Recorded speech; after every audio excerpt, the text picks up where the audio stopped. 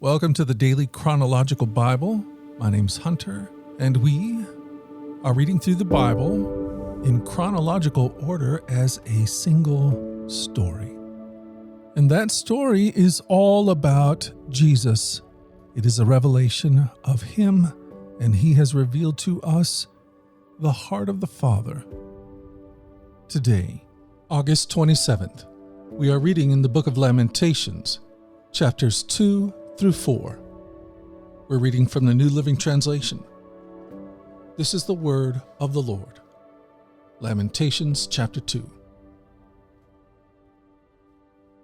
The Lord in His anger has cast a dark shadow over me, beautiful Jerusalem. The fairest of Israel's cities lies in the dust, thrown down from the heights of heaven. In His day of great anger, the Lord has shown no mercy, even to His temple. Without mercy, the Lord has destroyed every home in Israel. In His anger, He has broken down the fortress walls of beautiful Jerusalem. He has brought them to the ground, dishonoring the kingdom and its rulers. All the strength of Israel vanished beneath His fierce anger. The Lord has withdrawn His protection.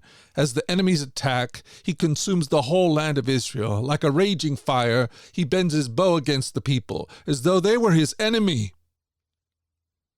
His strength is against them, to kill their finest youth. His fury is poured out like fire on beautiful Jerusalem. Yes, the Lord has vanquished Israel like an enemy. He has destroyed her palaces and demolished her fortresses. He has brought unending sorrow and tears upon beautiful Jerusalem. He has broken down His temple, as though it were merely a garden shelter. The Lord has blotted out all memory of the holy festivals and Sabbath days. Kings and priests fall together before His fierce anger. The Lord has rejected His own altar. He despises His own sanctuary. He has given Jerusalem's palaces to her enemies. They shout in the Lord's temple as though it were a day of celebration.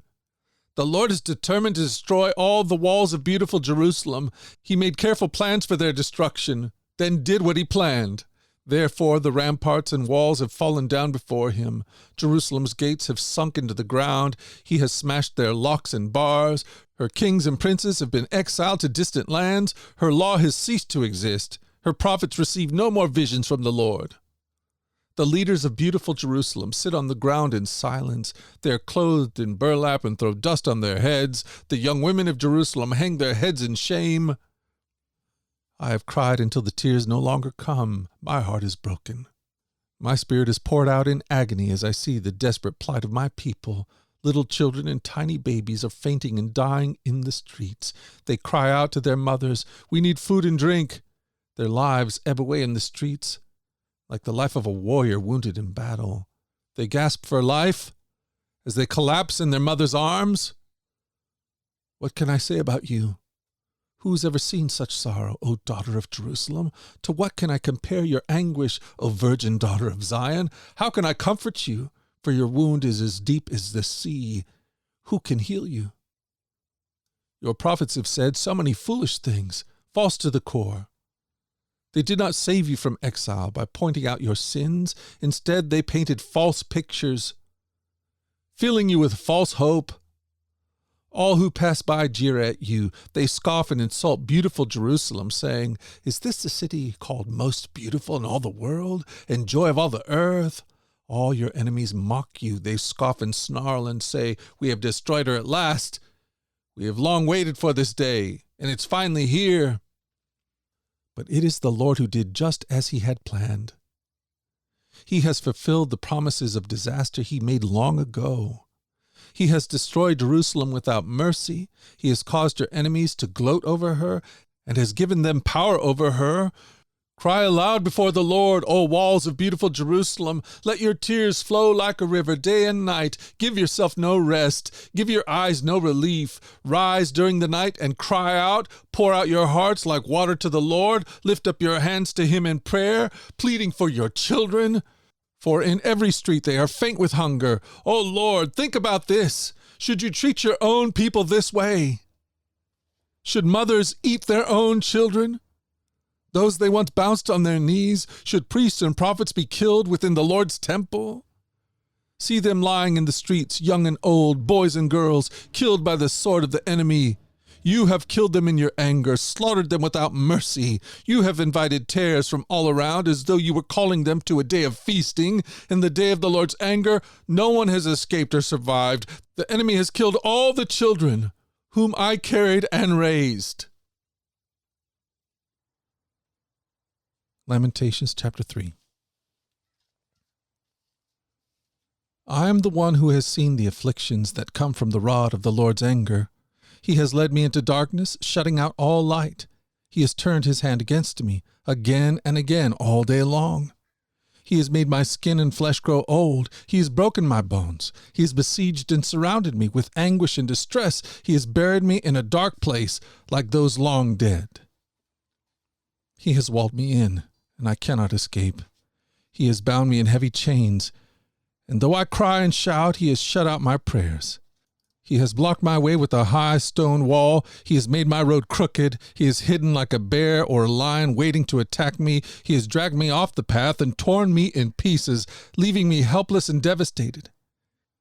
He has drawn his bow and has made me the target of his arrows. He shot his arrows deep into my heart. My own people laugh at me. All day long they sing their mocking songs. He has filled me with bitterness and given me a bitter cup of sorrow to drink. He has made me chew on gravel. He has rolled me in the dust. Peace has been stripped away, and I have forgotten what prosperity is. I cry out, my splendor is gone. Everything I had hoped for from the Lord is lost. The thought of my suffering and homelessness is bitter beyond words. I will never forget this awful time. As I grieve over my loss, yet I still dare to hope when I remember this. The faithful love of the Lord never ends. His mercies never cease. Great is thy faithfulness. His mercies begin afresh each morning. I say to myself, the Lord is my inheritance. Therefore I will hope in him. The Lord is good to those who depend on him, to those who search for him. So it is good to wait quietly for salvation from the Lord, and it is good for people to submit at an early age to the yoke of his discipline. Let them sit alone in silence beneath the Lord's demands. Let them lie face down in the dust, for there may be hope at last. Let them turn the other cheek to those who strike them, and accept the insults of enemies. For no one is abandoned by the Lord forever.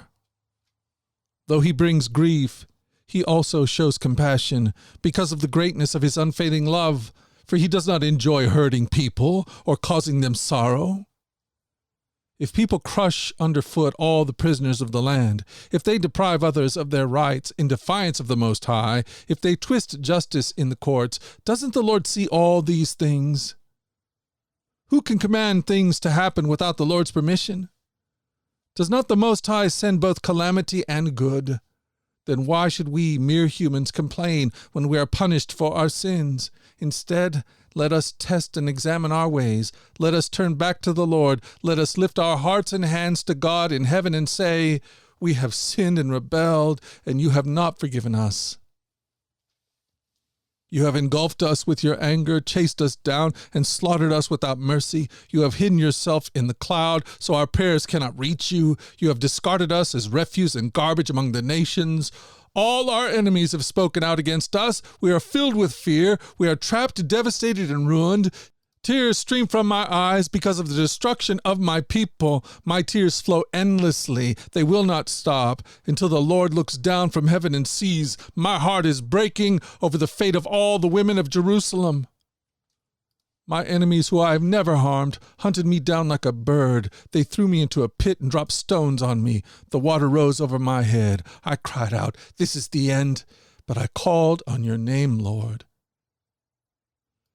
From deep within the pit, you heard me when I cried. Listen to my pleading. Hear my cry for help. Yes, you came when I called. You told me, do not fear. Lord, you have come to my defense. You have redeemed my life. You have seen the wrong they have done to me, Lord. Be my judge and prove me right. You have seen the vengeful plots my enemies have laid against me. Lord, you have heard the vile names they call me. You know all about the plans they have made. My enemies whisper and mutter, and they plot against me all day long. Look at them.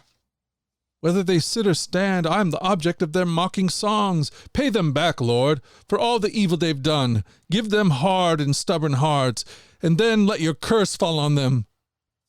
Chase them down in your anger, destroying them beneath the Lord's heavens. Lamentations 4. How the gold has lost its luster. Even the finest gold has become dull. The sacred gemstones lie scattered in the streets. See how the precious children of Jerusalem, worth their weight in fine gold, are now treated like pots of clay made by a common potter. Even the jackals feed their young. But not my people Israel. They ignore their children's cries like ostriches in the desert. The parched tongues of their little ones stick to the roofs of their mouths in thirst. The children cry for bread, but no one has any to give them. The people who once ate the richest food now beg in the streets for anything they can get. Those who once wore the finest clothes now search the garbage dumps for food. The guilt of my people is greater than that of Sodom, where utter disaster struck in a moment, and no hand offered help. Our princes once glowed with health, brighter than snow, whiter than milk. Their faces were as ruddy as rubies, their appearance like fine jewels, but now their faces are blacker than soot. No one recognizes them in the streets. Their skin sticks to their bones. It is as dry and hard as wood. Those killed by the sword are better off than those who die of hunger. Starving, they waste away for lack of food from the fields. Tender-hearted women have cooked their own children. They have eaten them to survive the siege. But now the anger of the Lord is satisfied. His fierce anger has been poured out. He started a fire in Jerusalem that burned the city to its foundations. Not a king in all the earth, no one in all the world would have believed that an enemy could march through the gates of Jerusalem. Yet it happened. Because of the sins of her prophets and the sins of her priests who defiled the city by shedding innocent blood, they wandered blindly through the streets, so defiled by blood that no one dared touch them. Get away, the people shouted to them. You're defiled, don't touch us. So they fled to distant lands and wandered among foreign nations, but no one would let them stay. The Lord himself has scattered them, and he no longer helps them. People show no respect for the priests and no longer honor the leaders. They looked in vain for our allies to come and save us, but we were looking to nations that could not help us. We couldn't go into the streets without danger to our lives. Our end was near. Our days were numbered. We were doomed. Our enemies were swifter than eagles in flight. If we fled to the mountains, they found us. If we hid in the wilderness, they were waiting for us there. Our king, the Lord's anointed, the very life of our nation, was caught in their snares. He had thought that his shadow would protect us against any nation on earth. Are you rejoicing in the land of Uz, O people of Edom? But you too must drink from the cup of the Lord's anger. You too will be stripped naked in your drunkenness. O beautiful Jerusalem, your punishment will end. You will soon return from exile. But Edom, your punishment is just beginning. Soon your many sins will be exposed.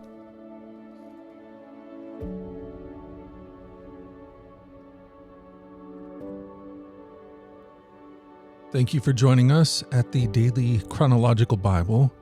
You can find the specifics of our reading plan in the one-year Chronological Bible published by Tyndale Press. And discover more about our other podcasts at dailyradiobible.com, where people from all around the world come to join us in this journey through the Scriptures, where we allow the Scriptures to point us to the God who is love, the God revealed to us fully in Jesus. Again, that website is dailyradiobible.com. Subscribe or follow wherever you get your podcasts. Until tomorrow, let's go forward in God's joy. Let's let his joy be our strength. And let us always remember this, that you are loved. No doubt about it. Alrighty, I'll talk to you again tomorrow. Bye-bye.